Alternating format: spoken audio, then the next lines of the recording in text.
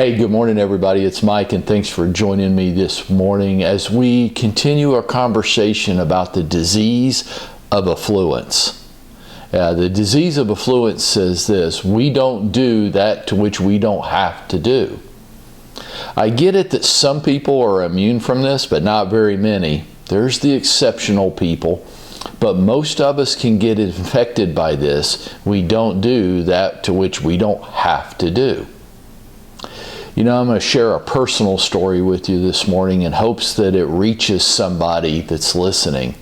My mom had my brother and I when she was just a teenager, and she went on to raise both of us by herself. And it's not a strategy that I would recommend to you, but she did, and she taught me a great work ethic in the process. I can never remember a time growing up, there might have been some, but I can never remember a time growing up when my mom didn't work 2 jobs to support us.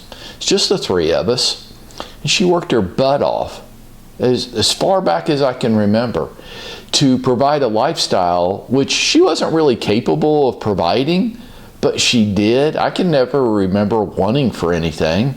She probably had her stresses and worries and fears, but I don't remember wanting for anything. Pretty much everything that I wanted as a kid growing up, I got. Even stuff that as I look back on it now, I know she couldn't possibly have afforded, and I wonder about that.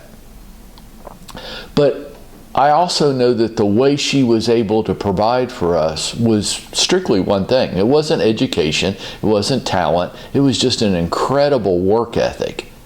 And that's something that I think she passed down to me. And so when I look back over my real estate career, and I've been through a number of disruptions, economic, everything that you can think of, and now a pandemic, and who would have thought of that? How was I able to get through that and actually thrive on the other side? Well, it wasn't from talent. I wish I could say that, but it wasn't. It wasn't my devastating good looks and charm. It wasn't that. It wasn't education, because I really went to pretty average schools and was a pretty average student. You might even say I wasn't a good student at all. You could say that. That'd be fair. So what did empower me? The work ethic that my mom passed on to me. That's what empowered me. What she taught me was that's what a parent does for their child. That's how a parent shows love for their child. They provide for them. Yeah, sure, they have to do the other things. They have to do the love and the nurturing and the care.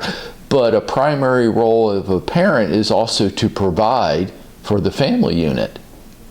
And she showed me how you do that. You work, and you work hard. And you don't work hard for houses and cars and trips and jewelry. You don't. You work hard because that builds respect and love for yourself.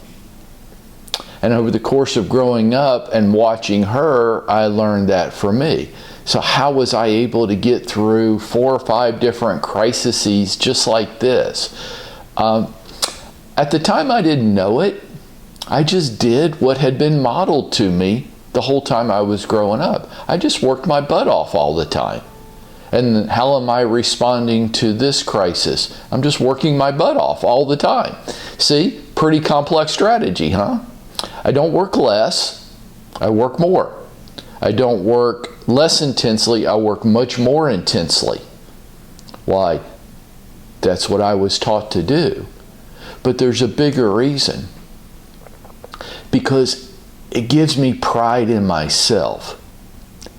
It gives me joy. It gives me respect.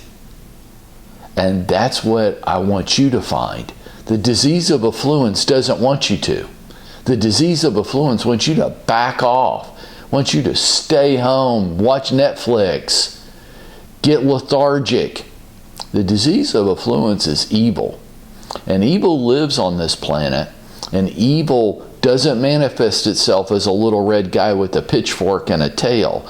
Evil gets into you in dastardly ways. And it subterfuges you.